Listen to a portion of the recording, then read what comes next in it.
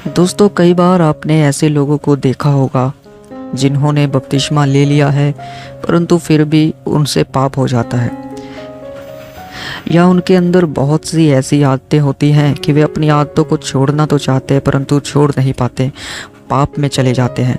हम लोग ऐसे संसार में रहते हैं जहाँ पर चारों ओर टेम्पटेशंस, परीक्षाएं ही परीक्षाएं हैं।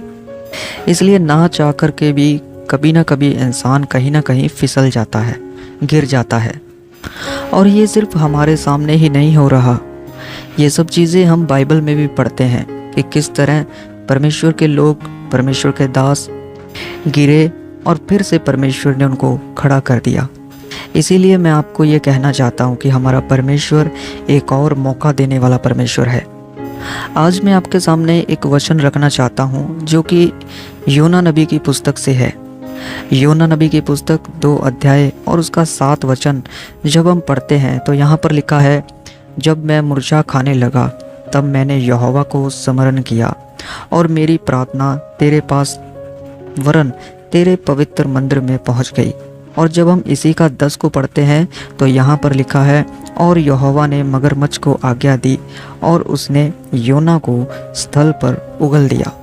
और इसके आगे जब हम पढ़ते हैं तो हमको पता लगता है कि परमेश्वर जिस जगह योना को भेजना चाहते थे उस जगह पर फिर से परमेश्वर जाने के लिए योना को कहते हैं। एक समय ऐसा था जब योना नबी परमेश्वर की कही हुई बात को टाल रहा था।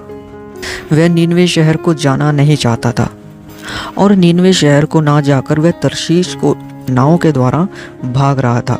अब जैसे ही वो नाव में जा रहा था तो समंदर में एक बड़ा तूफान आया। और वह सब कहानी आपको पता है कि योना नबी को एक मगरमच्छ ने अपने मुंह में ले लिया और उसके बाद योना नबी उस मगरमच्छ के मुंह से परमेश्वर से बातें करता है, प्रार्थना करता है। और वह प्रार्थना परमेश्वर तक पहुंची और परमेश्वर ने योना नबी का उद्धार किया और उस मगरमच्छ ने यानी ज़मीन पर आकर के उसको उगल दिया। उसके बाद योना नबी प्रचार करने के लिए गया और उसने 40 दिन तक उस शहर में प्रचार किया। मैं आपको कहना चाहता हूँ कि कई बार हम गिर जाते हैं, फिसल जाते हैं, या हम उन बातों को सोचते नहीं हैं, समझते नहीं हैं, परमेश्वर की बातों पर चल नहीं पाते हैं। हम वहाँ से हटना चाहते हैं, हम अपने रास्ते निकाल लेते हैं। योना नबी भी यहाँ पर अपना ही रास्ता निकालने पर था, परंतु परमेश्वर के पास योना नबी के लिए एक बड़ी योजना थी।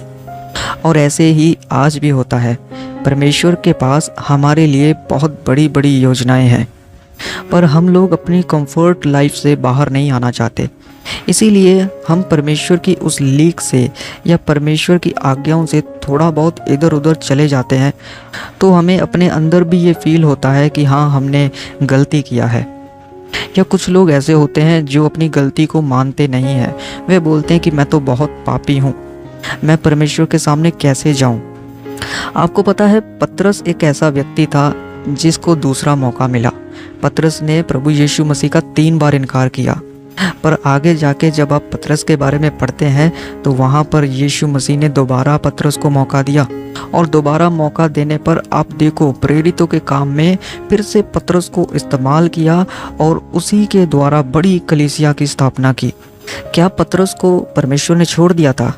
क्या योना नबी को परमेश्वर ने छोड़ दिया था?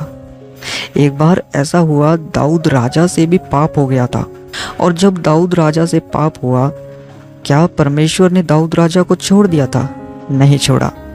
हमारा परमेश्वर प्रेमी परमेश्वर है, दया करने वाला परमेश्वर है। हमारा परमेश्वर दूसरा मौका देने वाला परमेश्वर है। इस बात को हमेशा याद रखें।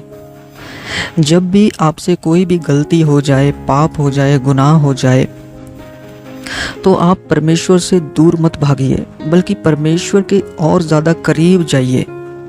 मैंने ऐसे बहुत से लोगों को देखा है जिन्होंने अपनी लाइफ में पाप किए हैं और पाप के कारण वे परमेश्वर के पास नहीं जाना चाहते। वे अपने अंदर फील बहुत करते हैं कि उन्होंने पाप किया है, परंतु वे डरते हैं और वे अपने अंदर अपने आप को इतना छोटा बना लेते हैं। वे कहते हैं कि हम परमेश्वर के पास नहीं जाना चाहते क्योंकि हम तो पापी इंसान हैं, हमसे तो गुनाह हुआ है, परमेश्वर तो बहुत पवित्र है। मैं आपको बताना चाहता हूँ ये बातें जो हैं वे शैतान की ओर से होती हैं। शैतान एक व्यक्ति को रोकता है कि वह परमेश्वर के सामने ना जाए और अपने पापों का अंगीकार ना कर पाए। क्योंकि जब आप बाइबल में पढ़ते हो तो अंगीकार के बारे में लिखा है, जब आप बाइबल में पढ़ते हो तो अंगीकार के बारे में लिखा है कि एक व्यक्ति का उद्धार अंगीकार से होता है। अपने आप में गिल्टी फील ना करें। हो सकता है कि आप ये फील करते हो कि आपने परमेश्वर के अभिषेक को खो दिया है, हो सकता है आपने परमेश्वर के दान वरदानों को खो दिया, हो सकता है आपसे बार बार व्यभिचार हो जाता है, आपके अंदर गंदे विचार चलते रहते हैं, हो सकता है आप सपनों के अंदर तरह तरह की चीज़ों को देखते हैं। इन चीज़ों को अपने अंदर लेकर के मत बैठे रहिए। चिंता करने से कुछ नहीं होगा। अगर आप चिंता करेंगे तो आप उस चीज़ को खो देंगे जो परमेश्वर आपको देना चाहता है। आपको पता है परमेश्वर आपको फिर से खड़ा कर सकता है अगर आप परमेश्वर के सामने जाएं और अपने घुटनों पर जाकर के परमेश्वर को बोले, प्रभु मैं अपना समर्पण करता हूँ, प्रभु मुझे एक और मौका दे दीजिए।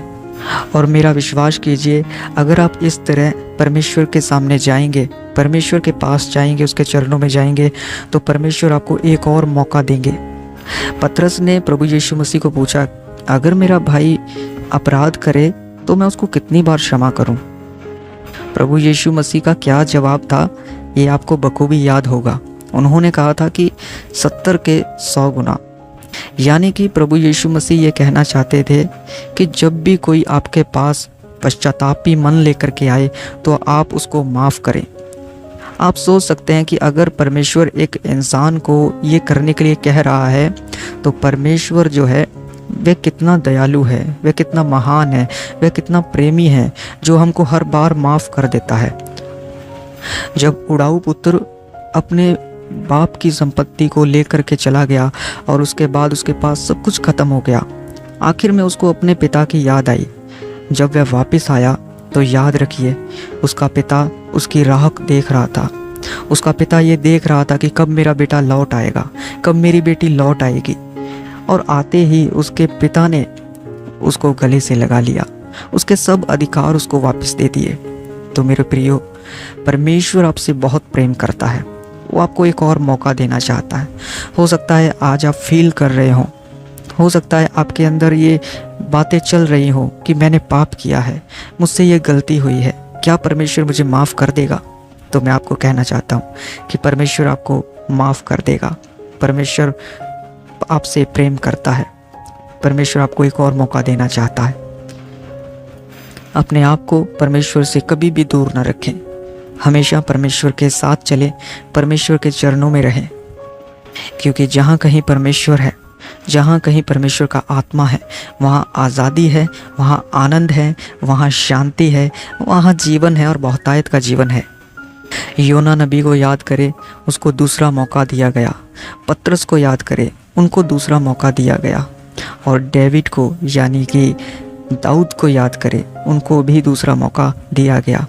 और इनको सबको दूसरा मौका जब मिला तो इनको दोबारा खड़ा भी किया गया और इनको बहुतायत से इस्तेमाल भी किया गया।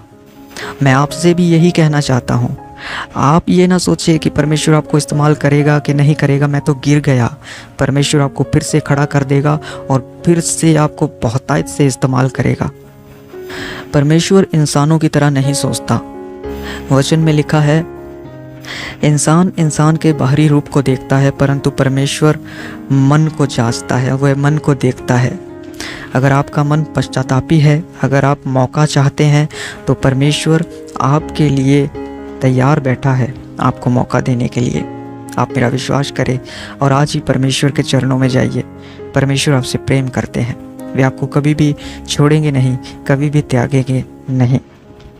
तो सबको जय मसीह की। प्रभु आप सबको आशीष दे।